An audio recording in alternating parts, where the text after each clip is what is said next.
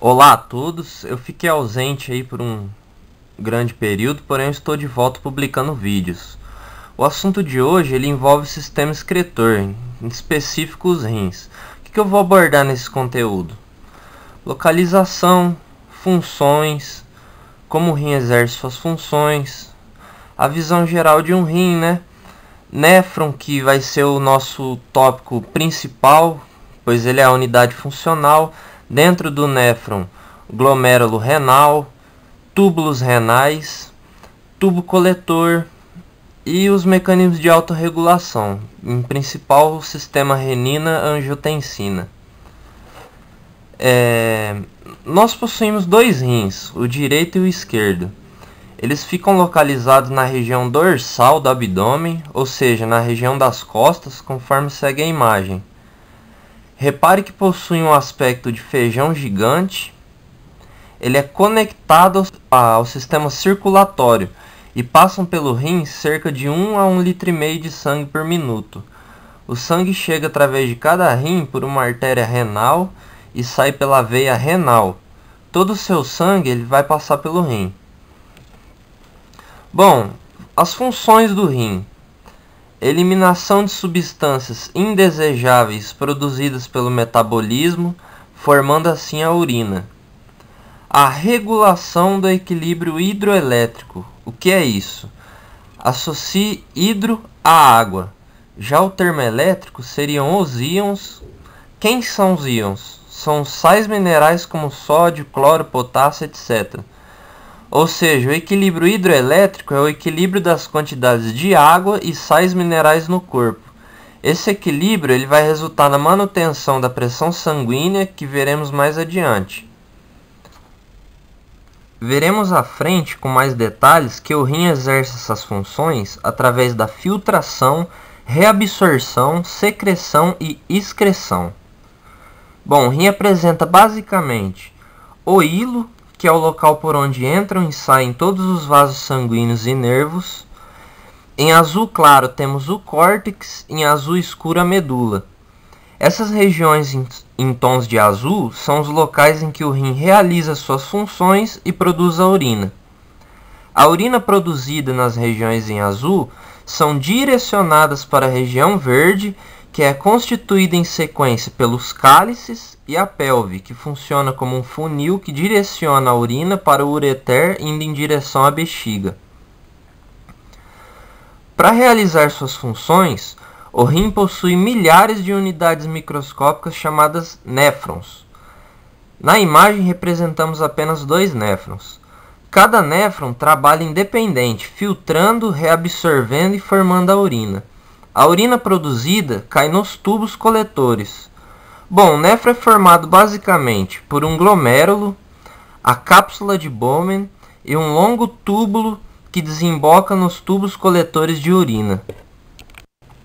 É no glomérulo que ocorre a primeira etapa, a filtração. O sangue entra no glomérulo pela arteríola aferente e sai pela arteríola eferente. Repare que o sangue é filtrado nesse percurso e as substâncias vão parar na cápsula de Bowman, para depois serem escoadas para os túbulos conforme a seta. Mas como que ocorre essa filtração? A filtração ela ocorre por diferença de pressão. Você precisa entender que as substâncias só irão sair do capilar glomerular se a pressão dele for maior do que a pressão no espaço de Bowman. Lembre-se que a maior porção do sangue é água. Portanto, a água no capilar exerce uma pressão de 60 milímetros de mercúrio.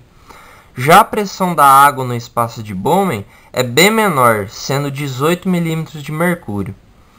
Existe uma outra pressão ainda, que é a coloidosmótica. O que é isso? É uma pressão exercida por proteínas no sangue, mas que não favorece a filtração. Não favorece a saída da substância do capilar.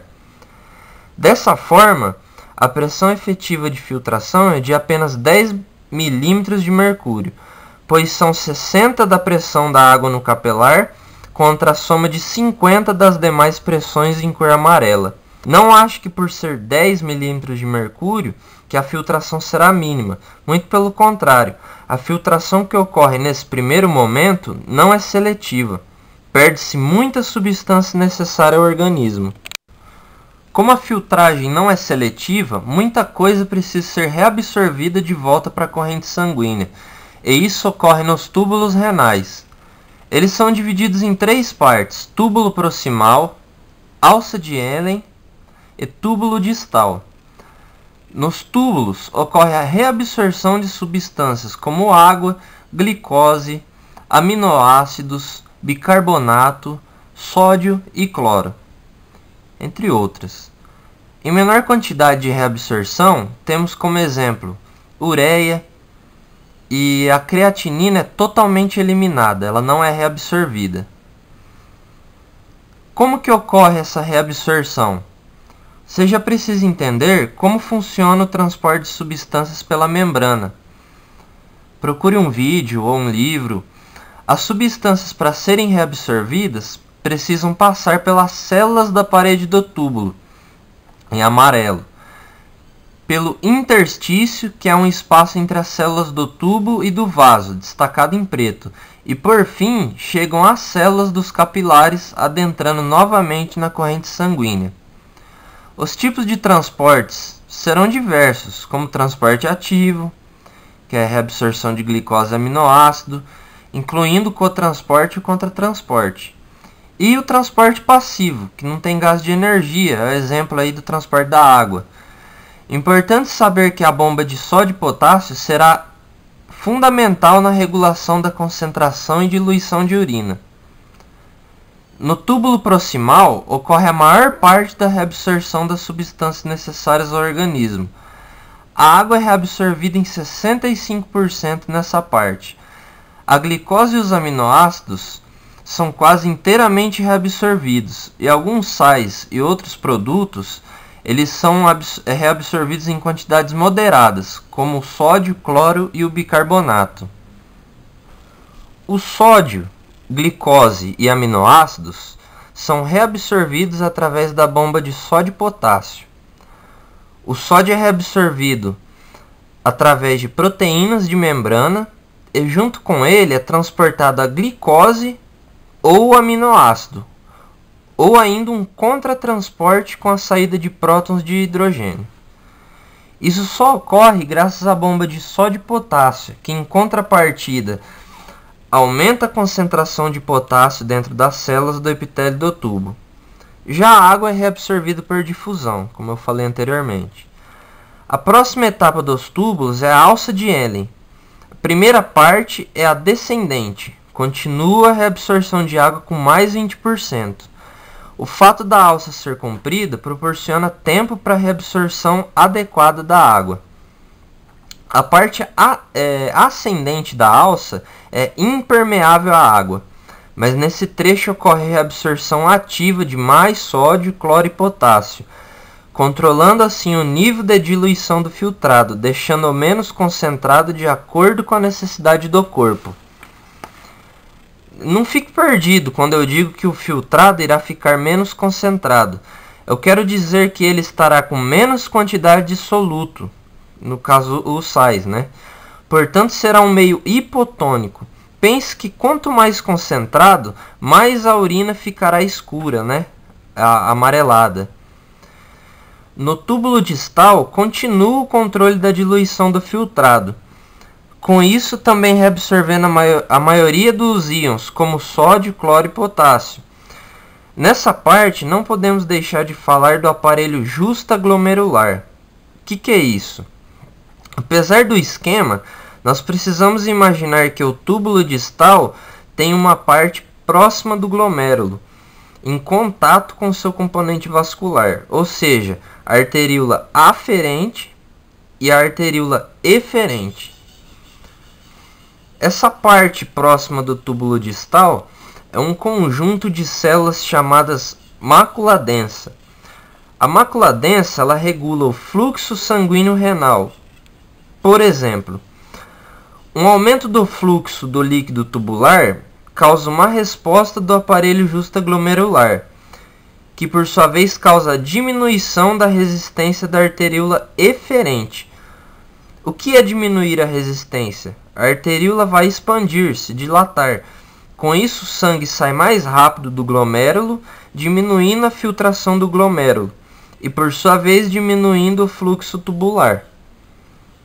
Além disso, o complexo justaglomerular é sensível a quantidades de sódio que passam pelo túbulo. Quantidades elevadas de sódio levam o complexo justaglomerular a ativar o sistema renina-angiotensina, que falaremos logo a seguir. Diante do que foi exposto, deu para perceber que o rim autorregula a quantidade de sais e água eliminados do sangue e, portanto, acaba mantendo a pressão sanguínea adequada. Para isso, também é preciso regular a quantidade de sangue que passa pelo glomérulo, dilatando ou contraindo a arteríola eferente e aferente de cada glomérulo. Enfim, falaremos do sistema de autorregulação renina-angiotensina. Bom, qual que é a função? Ele eleva a pressão sanguínea a um nível adequado. Como que ele age? Constrição na arteríola aferente, diminuição do fluxo sanguíneo no rim, diminuição da filtração renal, menor excreção de sal e água e aumento da pressão sanguínea. Mas como que o sistema renina-angiotensina ele contrai essa arteríola aferente? Bom, a renina ela é uma enzima liberada pelo complexo justaglomerular e converte a proteína angiotensinogênio e angiotensina 1.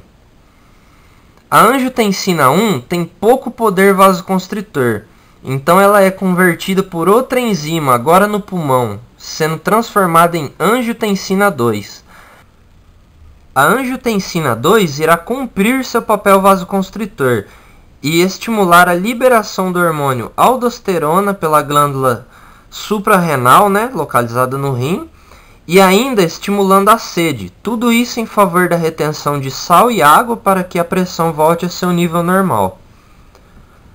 Bom, o hormônio antidiurético, vasopressina, ele também é conhecido como ADH, auxilia o sistema renina-angiotensina no aumento da pressão, pois se sua concentração aumenta, ele estimula a última porção, o tubo coletor, a reabsorver ainda mais água.